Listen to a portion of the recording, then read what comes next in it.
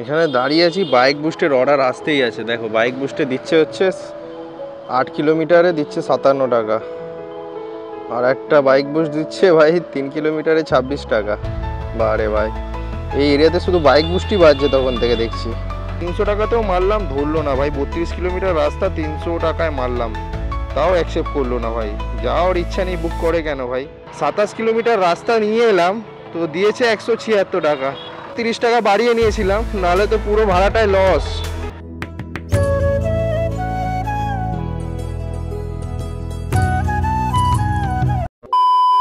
Hey guys, welcome back to my new video. তো কেমন আছো সবাই? আশা করি সবাই ভালো আছো, সুস্থ আছো। তো অন্য দিনের মতো আজকেও বেরিয়ে পড়েছি। আজকে একটু বেরাতে দেরি হয়ে গেছে, কালকে বিশ্বকর্মা পুজো আছে, তো এই জন্যই আজকে সকালটা বেরাতে পারিনি। মেশিনারে পরিষ্কার করছিলাম আমাদের কারখানার, তো বেরাচ্ছি কারণ একটা পার্সোনাল ভাড়া আছে, এটা নিয়ে যেতে হবে গড়িয়া নাকতলার কাছে। তো এখান থেকেই নেব। পয়সা ওখান থেকে চাইবো? আচ্ছা আচ্ছা, ঠিক আছে, অসুবিধা। তো গাইস, পার্সেলটা পিক আপ করে নিয়েছি। তো লোকেশানটা তো এখনো পাঠাইনি, গড়িয়া নাকতলার কাছে হবে। এখান থেকে আমি ম্যাপে মেরে নিয়েছি, 20 কিলোমিটার দেখাচ্ছে। ভাড়াটা বলেছিলাম 300 টাকা। তো এখান থেকে এমনি যাওয়া যাবে না, কোনো একটা রাইড নিয়ে যেতে হবে। তো আলিপুর সাইড হলেও চলবে বা টালিগঞ্জ সাইড হলেও চলবে, কারণ আমি আলিপুর টালিগঞ্জ হয়েই আমি যাব গড়িয়ার দিকে।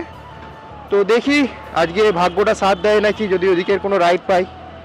একটা তো রাইড এসছে ইনড্রাইভ থেকে, এটা রাজপুর সোনারপুরের আছে।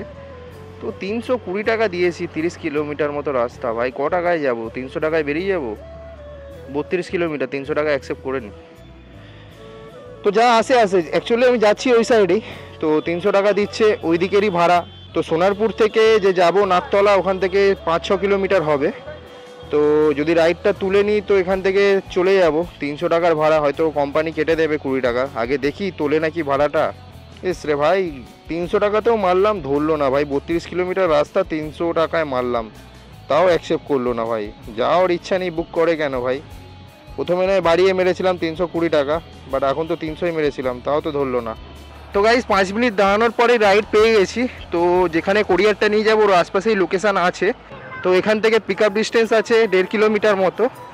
তো চলো তাড়াতাড়ি গিয়ে প্যাসেঞ্জারকে তুলে নিই।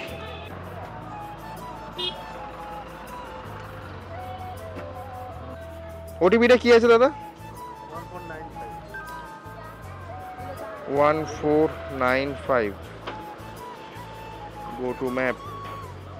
তো দেখি 29 কিলোমিটার দেখাচ্ছে। কত কিলোমিটার দেখাচ্ছে? 29 কিলোমিটার দেখাচ্ছে তো দাদা। দেখো ম্যাপ মারছি, 29 কিলোমিটার। প্যাসেঞ্জারকে পিক আপ করে নিয়েছি, এখান থেকে ডিস্টেন্স দেখাচ্ছে 29 কিলোমিটার। তো বললো তো 19 কিলোমিটার, হয়তো উনি লোকেশানে কিছু আপডেট করেছে। তো ভাড়াটা যেটা দেখেছিল আমাকে 180 টাকার মতো দেখিয়েছিল। থেকে কোরিয়ারটা যে দিতে যাবো ওরও ডিস্টেন্স ওই 5-7 কিলোমিটারের ভেতরেই হবে।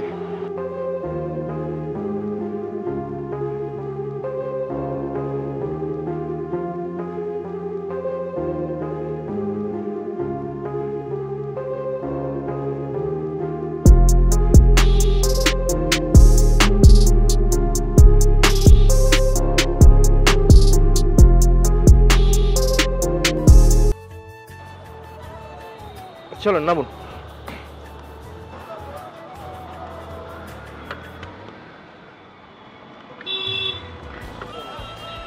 আরে আপনাকে অনলাইন করে দিয়ে হবে?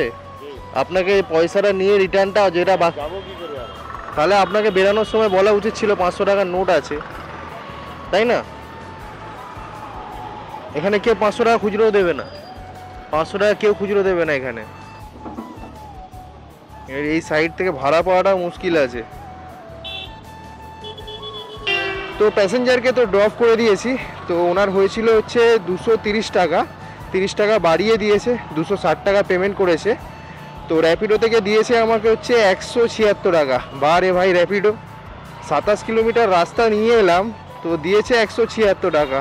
তো ভাগ্যটা ভালো, 30 টাকা বাড়িয়ে নিয়েছিলাম, নাহলে তো পুরো ভাড়াটাই লস। তো এখান থেকে আমি যাচ্ছি এখন হচ্ছে পার্সেলটা ডেলিভারি করতে। পার্সেলটা ডেলিভারির ডিস্টেন্সটা আছে এখান থেকে 3.5 কিলোমিটার মতো ডিস্টেন্স আছে এখান থেকে হচ্ছে।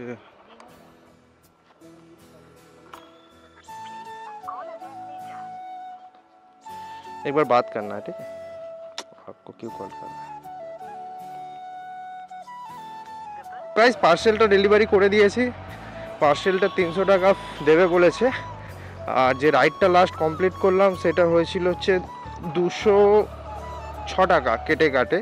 তো 300 আর 200 500 টাকা। আর গাড়ি চলেছে 31 কিলোমিটার।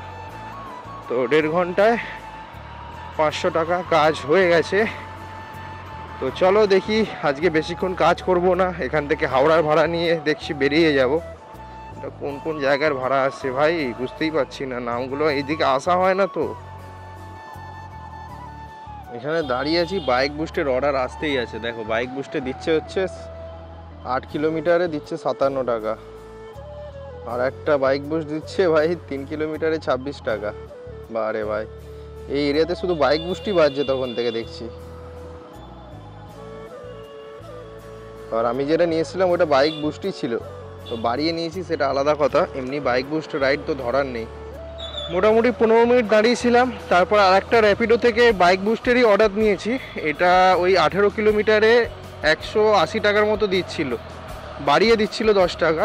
তো সেই জন্যই ধরেছি, যাবে হচ্ছে হাওড়া স্টেশন। তো প্যাসেঞ্জার ফোন ধরছিল না প্রথমে, তাও আস্তে আস্তে আগাচ্ছিলাম, তারপরে ফোন করলো আবার। তো চলো লোকেশানে পৌঁছাই।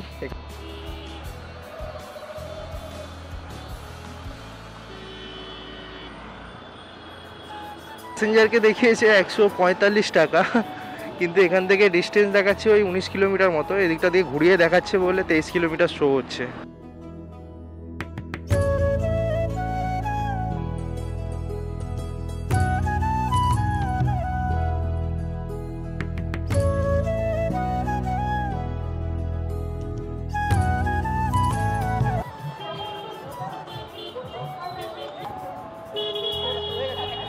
থ্যাংক ইউ দাদা।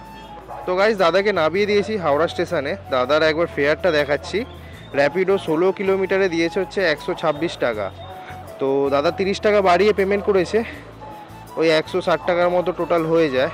তো 16 কিলোমিটারে 160 টাকা ঠিক আছে, কিন্তু র্যাপিডো এগুলো কী করছে ভাই জানি না ভাই। তো এখান থেকে তো তেমন কোনো রাইড পাচ্ছি না বাড়ির দিকে, ভাবছি এমনিই বেরিয়ে যাব। আর যদি যেতে যেতে কোনো রাইড পেয়ে যাই তো ভালো। তো আজকে ইনকামটা তোমাদেরকে দেখিয়ে দিই। আজকে র্যাপিডোতেই মেরেছি দুটো ভাড়া, 303 টাকা হয়েছে র্যাপিডোতে।